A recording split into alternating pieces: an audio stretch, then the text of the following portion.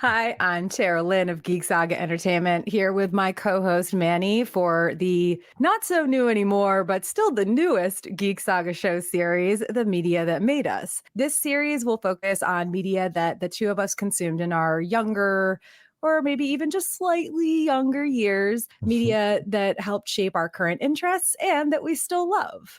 So I'm Manny, and for our third Media That Made Us episode, we're continuing our coverage of the reimagined Battlestar Galactica series and discussing what we're calling the Aftermath arc, aka the aftermath of Boomer's attempt on Adama's life, which includes episodes 1 through 9 of season 2. Before we get started, just a heads up that you can follow me and therefore all of the Geek Saga endeavors at a Geek Saga on Facebook, Instagram, Threads, TikTok, Twitter, and YouTube. And you can find me on Facebook and Instagram at Manissimo Art. Last but hopefully not least, we hope that you'll check out the Geek Saga Entertainment Patreon with 10 tiers ranging from $1 a month to $40 a month. It's a great way to support us and receive some fun perks in return, including early access to all podcast versions of our live episodes, but also all podcast only episodes, which is probably like the more important because you can always catch these live ones later. They do remain up on my YouTube and Facebook. So you can check out that at patreon.com/geeksaga_entertainment. Our format for these episodes includes our top 5 moments that made it, basically our hot takes from the portion of the series we're covering, followed by any insights we've uncovered from rewatches and or being longtime fans. And since we have 9 episodes from the second season to cover, let's get into our top 5 moments that made it. Number 1 is from the season 2 premiere. The episode is called Scattered, and this is Ty's first major action as the big man in charge, which is to order an emergency FTL jump that leaves the Kobol survey team abandoned. And when the Galactica arrives at the jump coordinates, the fleet isn't there. And also, not to mention, he orders this jump knowing that Doc Cottle is on another ship. So the fleet not being there is bad in like so many different ways, because in this case, especially, Adama is in like really bad shape. And while there is some medical staff aboard the Galactica, it's not Doc Cottle. And he's, you know, the big doc. Yep, he's apparently the only doctor on the fleet, like the only like main bigwig doctor in all of human life at this point. The way this unfolds is in very classic Battlestar Galactica fashion, right? It's like, okay, guys, we need to get out of here. So at first you're thinking, okay, well, we have to worry about the doctor part, right? Okay, when we get to our rendezvous, we'll be fine. And then when it gets there, all of a sudden you're like, holy shit. Now what? There's a lot of scenes throughout this entire, series that is like that. That's just like, okay, now what? Like, what now? Now what do we do?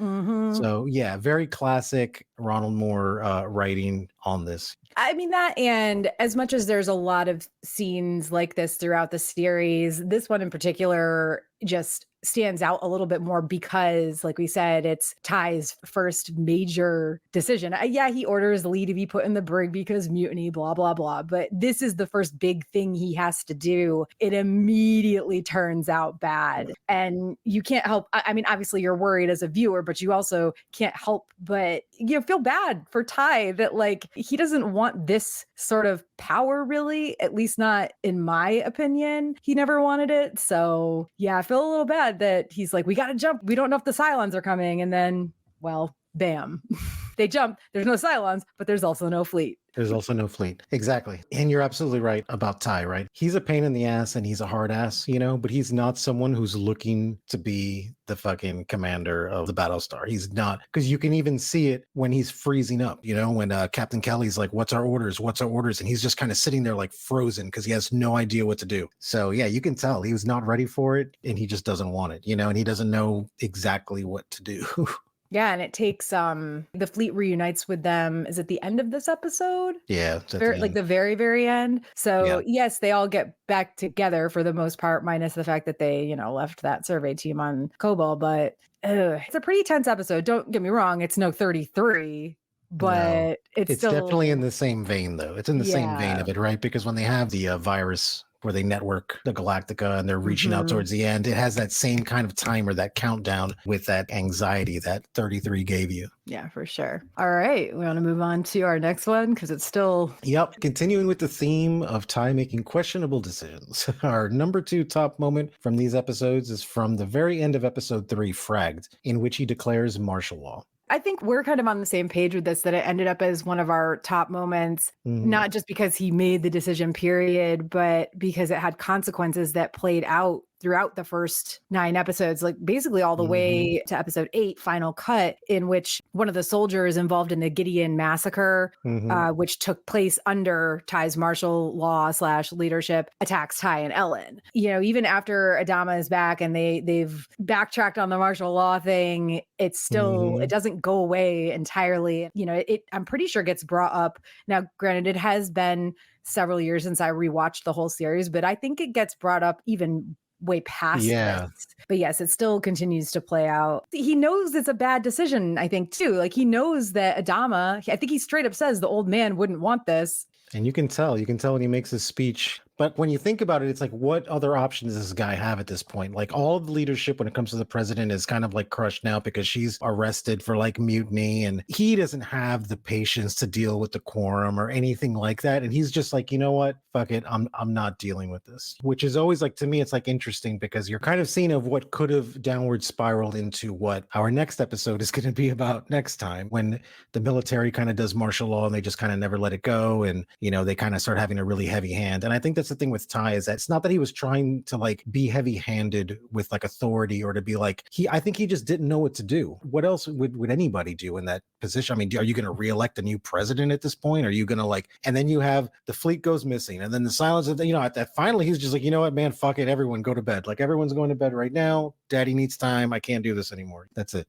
Not to mention, you know, Ellen always there whispering in his ear all of the bad ideas, or at least a lot of them, if not most of them, if not all of them, are, oh my God, some sort of byproduct of Ellen whispering in his ear, which... Well, yeah, because she's like questioning his manhood and like all this kind of stuff. And like, oh, how can you let these people do it? And like, you can see Ty, where you can actually see where Colonel Ty is, and actually he's a good guy. Like, he's actually a good man. Oh, yeah. But Ellen, there's just people that are good people separately. But when you put them together, man, it's like toxic. And she is like the worst element in his life, period, you know?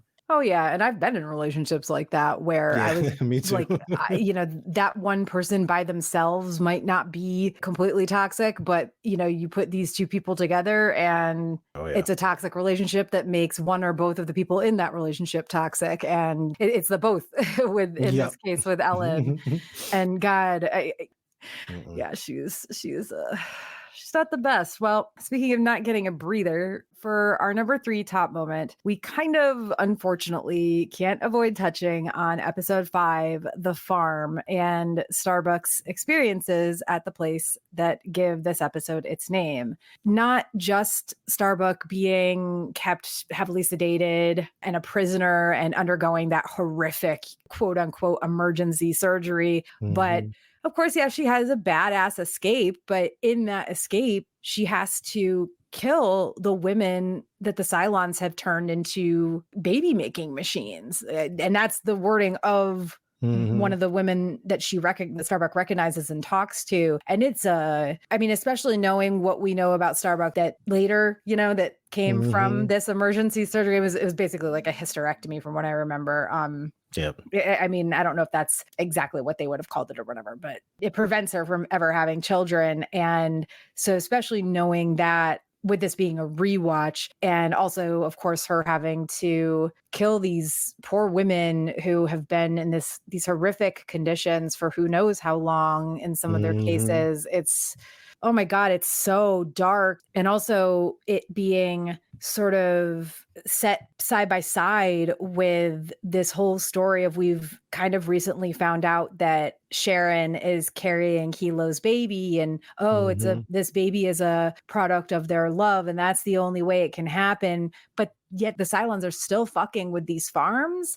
Ew, guys. Ew. Yeah. I'm glad Starbuck blew you up, and I'm glad her oh my gosh, what's his name? I keep thinking Michael Trucco, and that's the actor's name. I don't know why I'm blanking. I'm blanking on Yeah. the character's name. Her future husband stays behind to essentially like liberate any other farms Sanders, yeah. to essentially liberate any other Mhm. farms they find. And it's like, and of course, that's something that comes up later because when Starbucks like, we got to go back, it turns out that not many people agree with her about that No, either. So no. she leaves him there to do this job. And oh my gosh. But I was so onto that doctor though, man. The second he walked in, like I just knew. I mm, was like, okay, dude, because at this point we kind of already knew that there's other Cylons in the fleet, so they're just kind of like introducing people, and I'm just like, yeah, any one of these people are going to come in. But the way he was, and the fact that there was no one else around, there was no sound of machines, there was no like nothing going on, just environmentally, right? And that's what I was kind yeah. of picking up on. That I was just like, damn. I'm like, this is some kind of prison. I mean, I certainly didn't think it was a baby making factory or No, whatever, but yeah. I figured it was some kind of prison and stuff like that. But we do get the classic Cara Thrace stabbing this guy in the fucking face to like escape, right? Like just the way she would do something, exactly how she would do it, which is fantastic, and then like the kind of horror of her finding these ladies and then having to like get rid of them. I think that's the most scary part about like the Cylons, right? Or really about any type of like enemy, is that we're okay with them just killing us, or killing people. Like we're okay with that. But when they do things like that, it gets on a much different level at that point.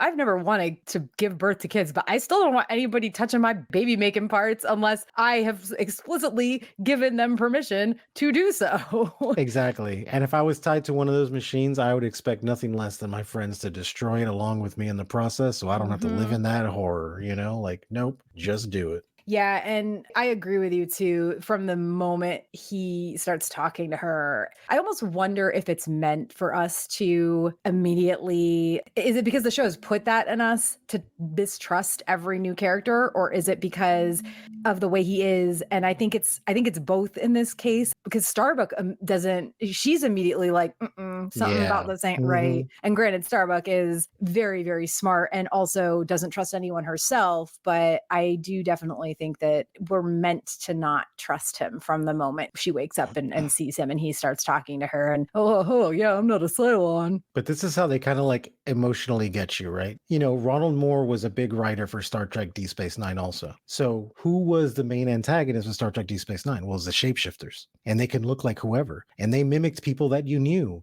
And they did all this, right? So I mean, it's really genius because you kind of question everybody who walks through the door. And then you start questioning people who have been on the ship from the beginning. And you're like, wait a minute, maybe, I don't know, maybe. And it's like genius, right? Because it just breeds this like paranoia amongst it, when you don't know who your enemy are, and they could be anyone, and it could be your best friend, you don't know, like fantastic. I love it. That's just classic good. Funny enough, and I guess like we should always, I feel like now I realize now that we should always preempt these episodes with like all spoilers, alert, alert, alert. But I feel like if you're watching or listening to a Battlestar Galactica podcast, webcast, whatever, 20 years after it started, Yeah. then you Mhm. probably should understand that there's spoilers. But so big spoiler alert, guys.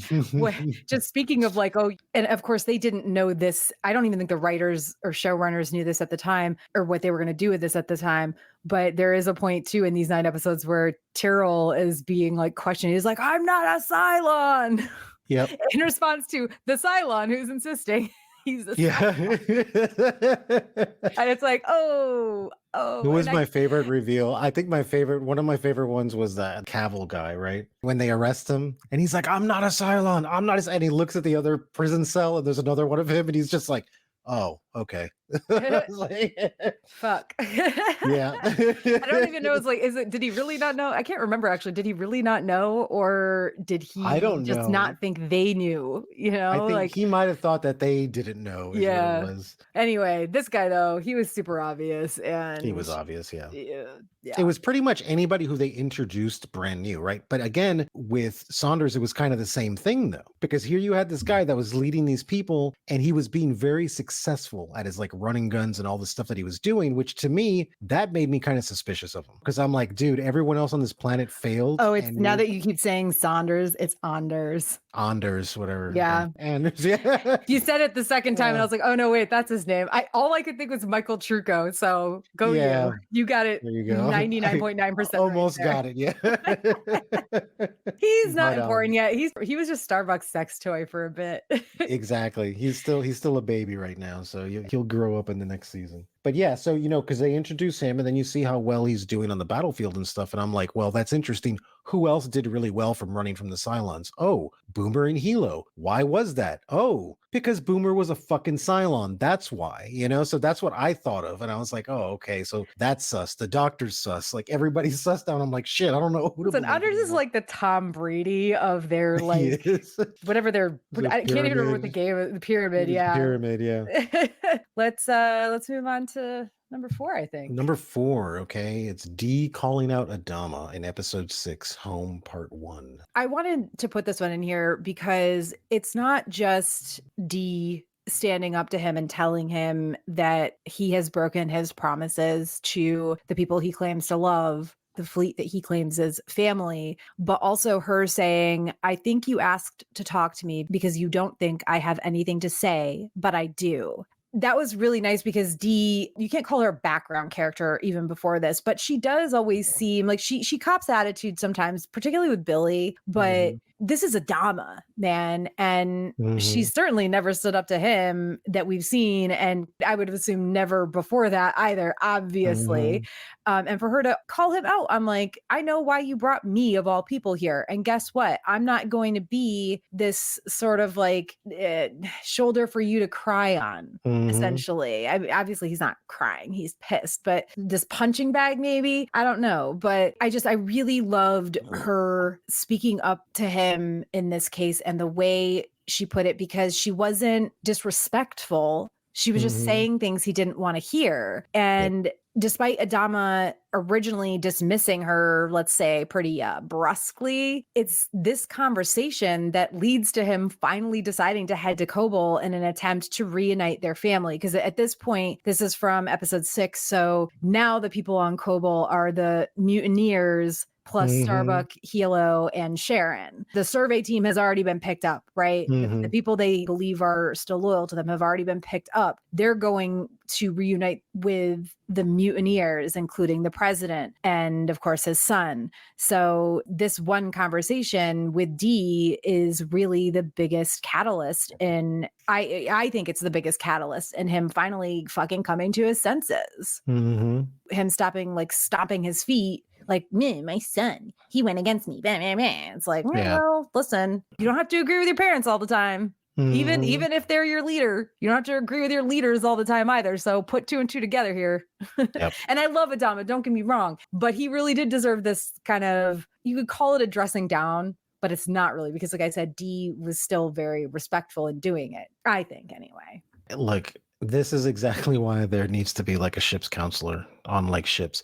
This whole scene was really weird to me, even when I first watched it, because it just seemed really off. Like, this would have been a great scene, and it would have made more sense to me if this would have been Dee, like, after she had married baby Adama. Because it's like, then they were like, okay, they're like friends, or like a little bit more, or kind of like Starbuck, like they're kind of in that group now, This one was just kind of really weird. And to just like have someone in there to just kind of like listen to you, it's like, dude, there's a lot of times when I need an outside perspective, on things, but I promise you, it's not going to be like the rando acquaintance and I'm just going to have them stand here next to me while I talk to them and they don't say anything, like it just came off as like super weird. I'm a huge fan of Dee, and I love like the angle that she took with it. And I guess maybe that was part of the whole scene, was that even just by the showrunners presenting that to us, that we thought that Dee was just not going to say anything, because maybe that's what they intended to do, was for it to kind of come off weird. Like, well, clearly Dee's not going to say anything, but she did. So, but overall, that scene always felt out of place, or it felt like that's something that probably could have happened like way in the future and not necessarily at the time. It just seems kind of like, I don't know, it's kind of creepy to me. And I love Adama because he's probably my favorite character on the show, but it just, I don't know, not the decision I would have made. I mean, I think it comes off as less weird to me because we already had seen him put a completely inexperienced person into Apollo's job. And he's like, well, yeah, he's green, this new guy, he's green, but we can trust him. He's loyal. And maybe if that hadn't already happened, I would have felt weird about this. And again, you're right. It is weird that Adama is like, who am I going to vent to about how mad I am that people are untrustworthy and they broke our family? Yeah. Well, D, of course. So it is a little weird, but it's less weird, I think, because of decisions he had recently made. And again, I just go back to, as weird as it might have been, I think Dee did a fucking stand-up job. She did a great job. It just would have made a little more sense to me if the delivery was different. Like if Adama just like pulled her aside and said, look, I want to pick your brain for a minute. I need an outside perspective. I mean, she was dating Rosalind's assistant too. Keep that in mind. So well, exactly, right? So you have someone that's kind of on both sides here, and I would have just sat her down and said, look, I'm trying to get an outside perspective. That's why I called you in here. But with him kind of doing his own thing and her just kind of hanging in the back and then him just dismissing her after saying that, even though he already went down that path, I personally believe that he would have went down that path anyway. Just from the way that conversation ended, I was just like, I don't know. It was just weird to me. Well, and two, also, I think that keep in mind that D is far under his command level. Under his command, yeah. So him dismissing her for speaking out of turn, essentially, and the way he does it in that sense is protocol in a way. And maybe not protocol. Maybe protocol isn't the right word, but it's probably the closest one to this situation. That said, you also talk so much about how much the fleet is family and you love every person on the Galactica, et cetera, et cetera.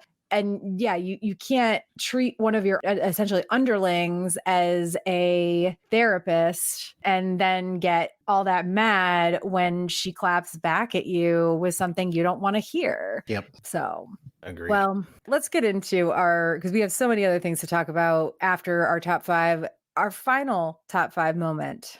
And this one's a really good one. The Blackbird dedication ceremony in episode 9, which is called Flight of the Phoenix, and Tyrell announcing that the fighter is named Laura in honor of President Rosalind, of course. Listen, I can't even think about this without getting a little bit teared up. Yeah. Let alone watch it without doing so. I tear up every single time I've watched it. Yeah. I've probably seen that episode 5 or 6 times now. Yeah, and I always get teared. Always. I also gotta love how Laura, despite being all choked up in the moment, as we all were, right before she does what I'm about to talk about next, and she's still obviously like feeling all the things, actually teases them by acting like she's going to break the bottle of, I'm not going to call it champagne because champagne only comes from the Champagne region of France and there is no France. There's no France in this universe. So yes, I guess.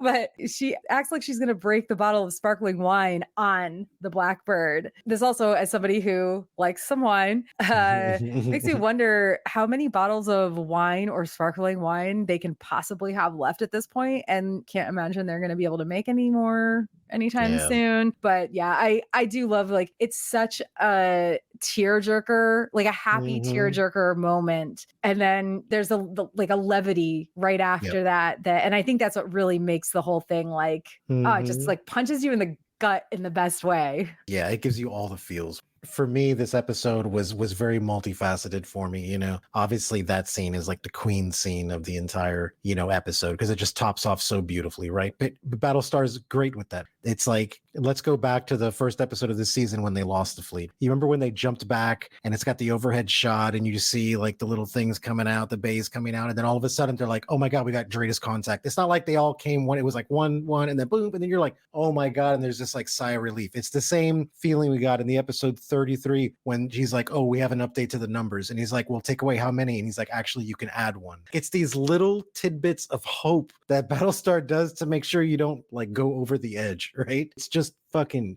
genius. But I loved that the chief realized that he was just kind of like burnt out going in this thing and he needed something to kind of keep him going, right? A lot of people do this. I've done this in the past when I'm just like at a low point and it's like, okay, I'm going to do a project. I have to do something because this is what I have. And I have made that statement that he made to Colonel Ty many of times in my life where I'm like, this is all I have. This is what I'm doing.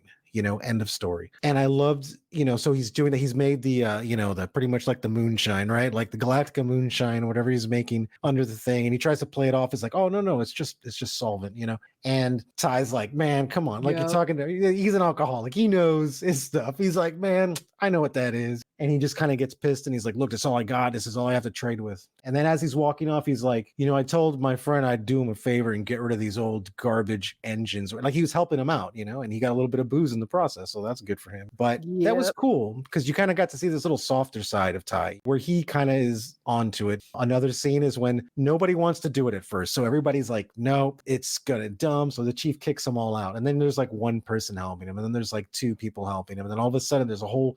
And when Baby Adama shows up and is all like, oh, well, this blah, blah, blah. And Starbuck's like, yeah, I don't know. I'm sitting here. I think it's supposed to be this. And then he's going to start being like, oh, and then D rolls out from the undercarriage with the thing, like doing something. I was like, nice. Yeah. I loved that. I thought that was it's a real like coming together moment, especially because Chief and Hilo have already been at each other's throats in this episode because of the obvious Sharon Boomer thing. It's such a good moment, and it was such a good thing to end this set of episodes on, especially knowing what we're going to be covering next, but we'll get into that eventually. Yep. For now, I think it's time to talk about some insights that we've gleaned from being longtime fans. As mentioned in previous Battlestar episodes, while we are covering this show, I'm going to refer to any Easter eggs or bloopers that I mention as Dean sites.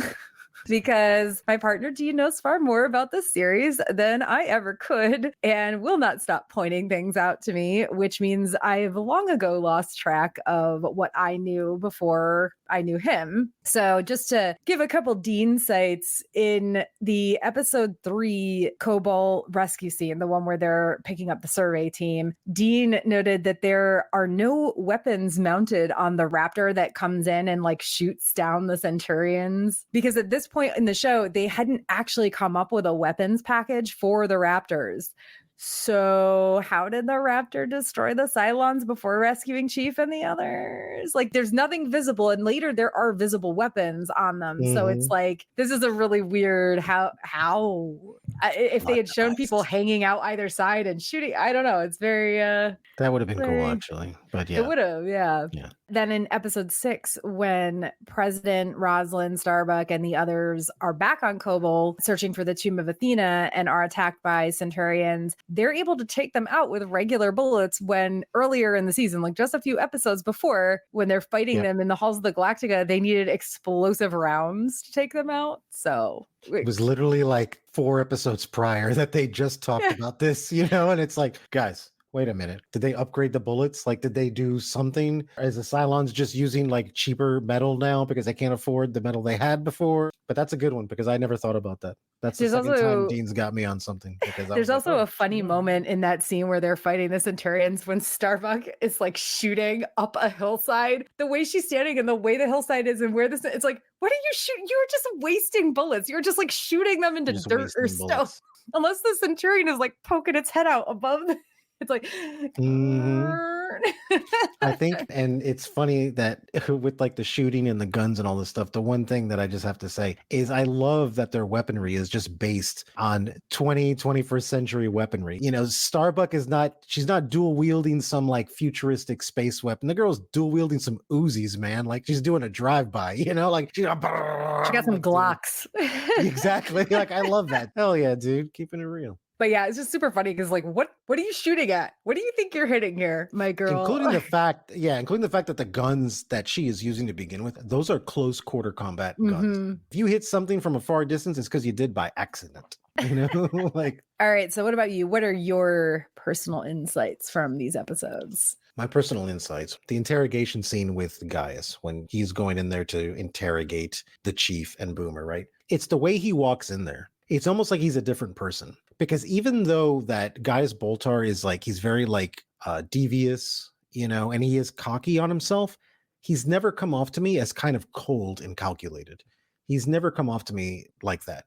So he walked in and looks back at the guards. He's like, yep, can you just leave us? And he's there with his like white fucking gloves, like what the fuck? And like his little doctor bag. And he just pulls it out and he opens it. And then he's like, I'm going to do a little test. And then Boomer's like, oh, well, the test doesn't work because I got past it. And he's like, no, it works. And he just injects the chief. And he's like, actually, he's like, I knew you were a Cylon. I just didn't say anything for my own benefit. And he's just saying this shit, just, hey, like nothing, right? Now, in saying that, this whole scene is very, very well fucking played because he literally is like, he knows he's not going to beat any information out of them. He's not going to drug them, torture them. No. He needs to do this real quick and real fast. This is one of the few times that you'll see Guys Boltar be like a fucking surgeon mentally because he's kind of dumb, like when you really think about it, but he is extremely he's a very dumb, smart person. He's a very dumb, smart person. This is one of the very few times can't really think of another one where he is being so calculated and so cold that he is a cold-blooded killer here. And he's just like, I'm going to make you talk. And he's like, I'm going to play you for, you love him? Like, sure, no problem. Now I'm going to kill this guy that you love unless you tell me this. I was like, shit, man. He played that love angle. Hardcore. Hard fucking core, dude. Not something you'd usually say about Guys Boltar. Yeah, exactly. You wouldn't say that. The most you can say is he's no more Mr. Nice Guys. That's it.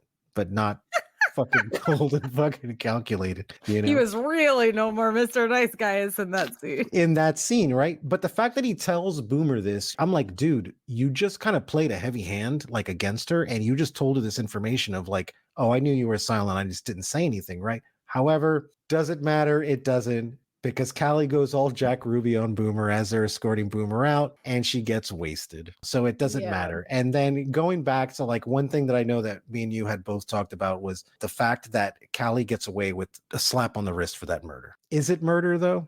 When you really think about it, you know what I'm saying? Like at this point, it's a gray area because yes. Oh, yeah, very much so. Because technically they're robots, right? They're just organic robots. But it's like, bro, have you looked in the mirror? Aren't we just organic robots also? I don't think, do they know this yet? Yeah, they do, that their consciousness just transfers to another body on the resurrection ship.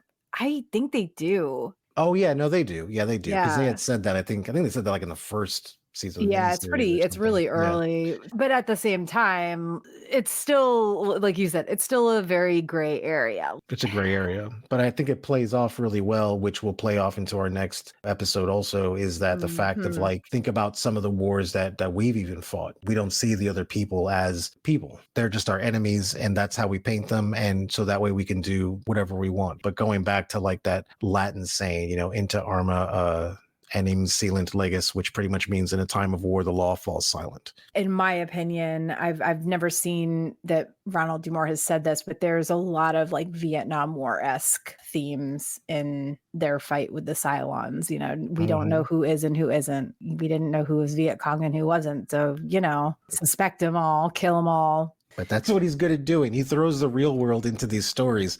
For me, I'm going to be pretty brief with these. I want to say I like that we got to see Starbucks' apartment, her art especially. And Gila is like, you did these? They're very modern art. And whether or not that's your thing, it all feels very Starbucks. The fact that she like wraps herself in the old jacket, she puts on that really beautiful music that's her father's music. And it's nice. You see the Starbuck that doesn't have any food in her apartment, and the Starbuck who's like, everybody else wants to go back, and I don't. I thrive in the environment we're in now, and I didn't thrive in this sort of environment. So I think it's really the first time we actually see that deep into her past and her character. So I've always really liked that we got to see that stuff. And just to kind of like piggyback, you know, on your statement there, it's very true, because it's the first time you kind of get to see like the real Kara Thrace, right?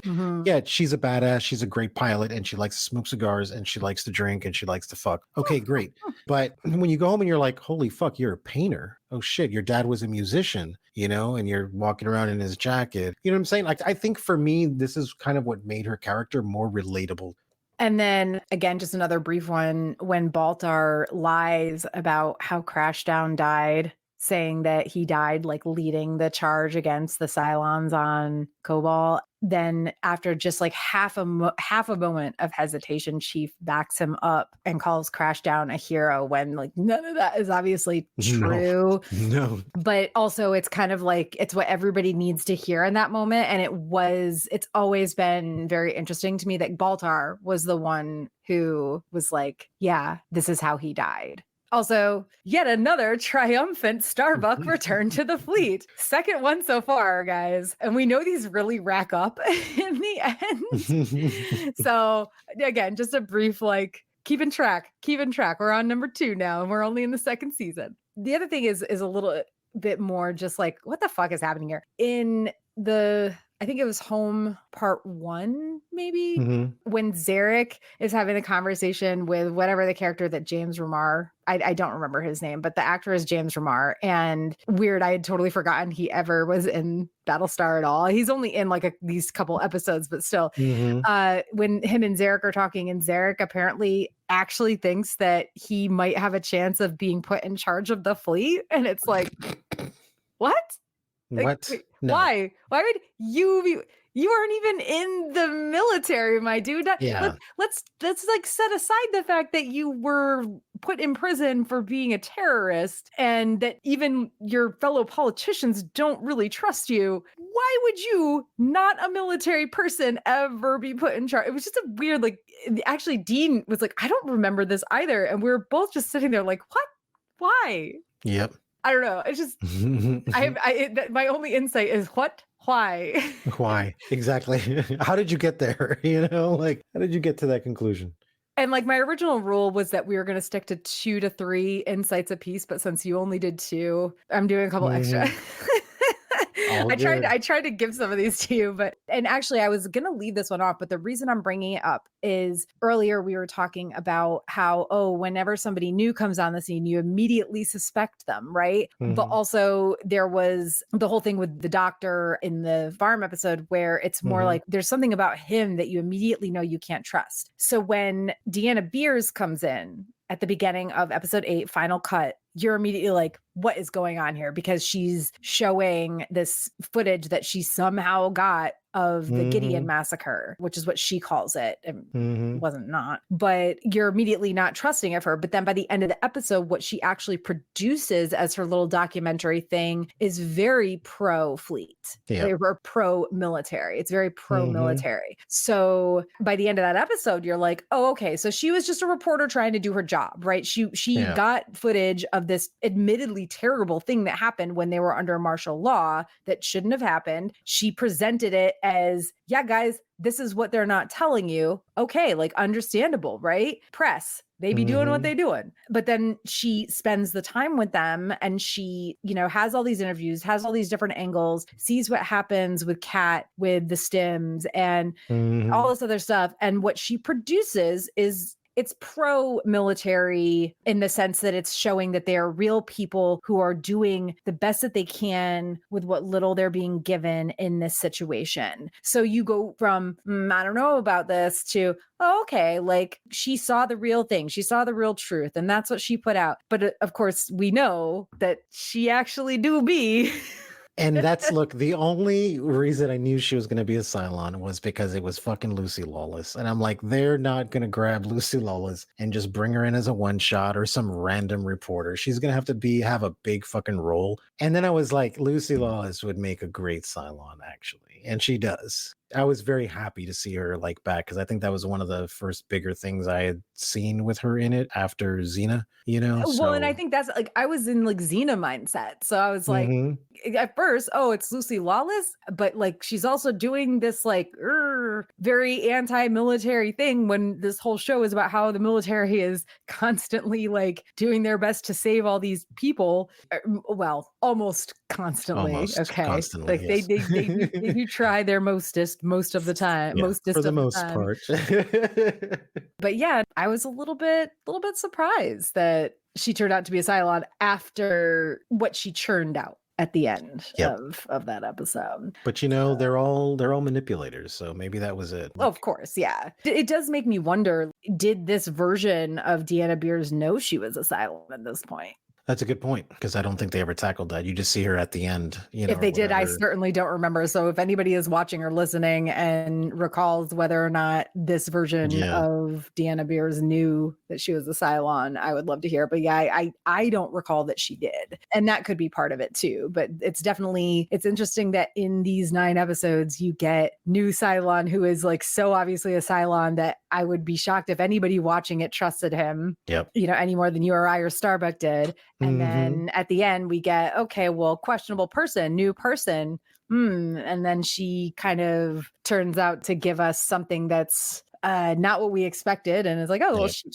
she's all right, right? I just knew. I was just like, look, I saw Lucy Lawless and I'm like, nah, I know. She's not going to be just some camera person on this show. She's going to want it all because it's Lucy Lawless and she deserves it. Well, honestly, like we got through these way quicker than I thought we would. Any like last thoughts about these 9 episodes or what we're looking forward to or not so much in our next? Yeah, what we're getting ready to walk into next time.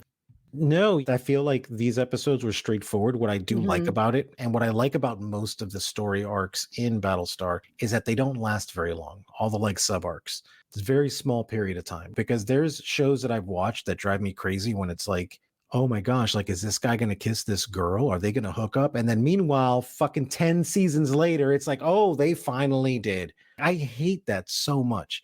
But with Battlestar, it's wonderful, because it's like, okay, this is what it is. So this little arc that had us, our blood pressure up and all this stuff ended just in time for the next blood pressure rise, right? But it was like 9 episodes, bam, we're done, right? And then we're going to have another arc that's going to be half that size, and then it's going to go into the next one, So at least like the little sub arcs are nice, short and sweet.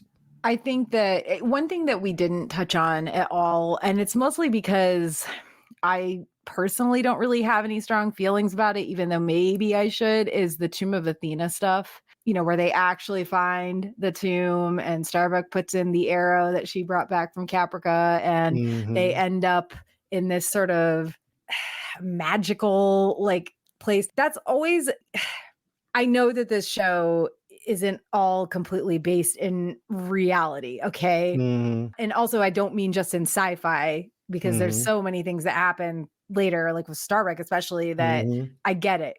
But especially because at this point, obviously, if you are watching it for the first time, you don't know the Starbuck stuff that's going to happen later.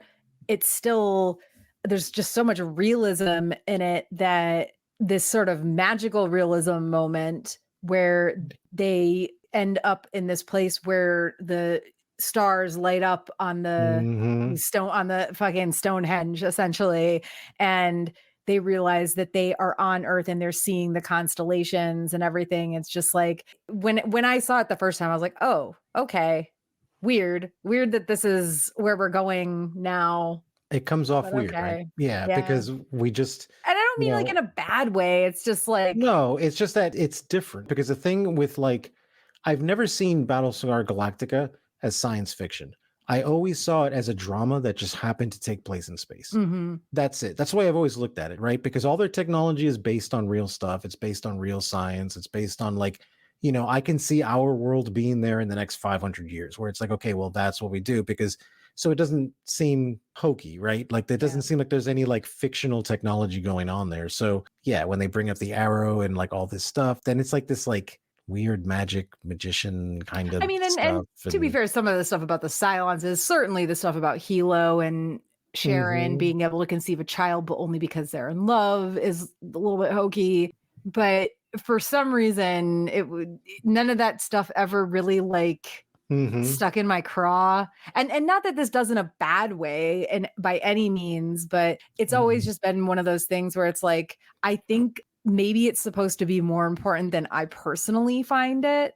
Mhm. So maybe that's the issue, quote unquote. Because again, I'm not saying it's bad or anything. I'm just saying it's never like really stuck out to me as this. Yes, it's important because okay, this is Mhm. how they're gonna find Earth. But knowing that they go through so much other shit and end up just kind of like chilling on New Caprica for a while before they even bother with continuing on with this information that they apparently just discovered from the Yeah. Tomb of Athena. Maybe it's more that. Maybe that's what it is. And I don't know if I love or hate the fact that I'm kind of realizing certain things as I'm talking about them, but maybe it is the fact that they still go through so much and they still try to make a home on New Caprica, and just so much other shit happens before they come back to, yeah, but what about that time we were in the Tomb of Athena and we saw the constellation? Shouldn't we work on that a little bit more, guys? I don't know. Well, but it's kind of cool though too, right? Because you do have kind of two extremes there, and the people who like went and they're like, no, we're going to stay in New Caprica, they believed all that shit was hokey. So they're like, we're not going to chase some fairy tale. Like, fuck that shit. This is our best chance of survival. This is where we're staying from now on, period. And they did a good job on putting a big divide between the people that believed in it and the people that didn't. There wasn't really people in the middle. So, I mean, really, when I think about it, I'm like, yeah, okay, I guess they did a good job on that. Maybe because they showed it, I think maybe was a little separation of reality there, right? So maybe if they wouldn't have showed it, if they would have just, or if it would have been done in like a way, like just in a more like archaeological way, where it's like, oh, we found this temple, and in this temple there was these things. Not, oh, all of a sudden we're on Earth and I can see the stars and like all this stuff where it seems more magical. Maybe if they just went into a temple and was like, hey, look at the writings on the wall, look at it. These are all constellations. Then I think it would have still grounded that weird, like a building rises up from the ground, a dome rises up from the ground around them, and they're in like one of those star things where, you know what I mean, like a dome. Exactly. Again, I am not complaining or saying anything bad by any means, but there's even like Hilo and Sharon, either they explain it away as like, oh, Hilo is able to get Sharon pregnant because they're in love, and it's like, I don't know, maybe Hilo just has super sperm. Exactly. Maybe their genes are just compatible. Women go like decades without getting pregnant without proper birth control, and then suddenly they're with one guy who just has super sperm, and it's like, oops. Yeah, exactly. Even with like certain forms of birth control going on. And, you know, obviously Gaius with head 6 is like, Gaius is not right in the head in so many ways. And you can write a lot of that off as like schizophrenia, as PTSD, et cetera, et cetera. There's so much of this that can kind of be explained away as still being part of this like realism that they use to tell the story. But this definitely felt more magical realism. Again, like I think if they had done more with it in the immediate, I probably would, as a person who's watched the series so many times, I'm like, oh yeah, this is super important. But then it's because I know how much they still go through after this, and the decision to settle on New Caprica, because there's so many people who still are like, yeah, what the fuck are you guys talking about? We're not going to keep going. Yeah. So, all right. I think we're done. I cannot believe we only took like an hour to cover 9 whole episodes. I know, man. We're going to have to start. We're really on point. Yeah. No, we don't though. That's the thing. Like, we're so used to just shooting the shit for like an hour and a half to 2.5 to 3 hours. And it's like, oh my gosh. Well, we come in here like fucking surgeons. We're like, all right, look, the fucking Blackbird scene, right? Yep, that's it, right? You know? And then... Yeah, I mean, maybe it helps that we both watched the series so many times. Yeah, even though we can't, even though you got your. I almost remembered his name. I'm going to call him Colonel Saunders from now. Colonel Saunders. Colonel, so crispy. He's delivering those flavors of fried chicken. Exactly. All right. To Starbucks anyway. That love making was finger licking good. Oh my God. I want a picture of like a fucking Kentucky Fried Chicken drumstick with Anders' face on it. Oh my God. Okay. As we close out the episode, just want to give a shout out to our Heroes Tier patron, Tommy of the TKOK Podcast Network. Thank you so much for supporting us. And thank you for joining us for our 3rd Media That Made Us episode on the first 9 episodes of Battlestar Galactica Season 2. For the most current news and updates about the series, make sure to follow at A Geek Saga on Facebook, Instagram, TikTok, Threads, Twitter. I will say that we do have, I haven't scheduled it like physically, virtually, I guess is probably a better word. I haven't scheduled it virtually yet, but we will be back on Wednesday, October 9th at 8 p.m. Eastern live to talk about the Pegasus arc. Yeah, it's going to be a dark one, guys. It's going to be dark, guys. Get ready. And in the meantime, please consider backing our Patreon at patreon.com/geeksaga_entertainment. Thank you for listening to the Geek Saga podcast. If you like what you heard, please check out other Geek Saga entertainment endeavors, including the Sagas and Sass webcast and podcast and Ice and Fire Con.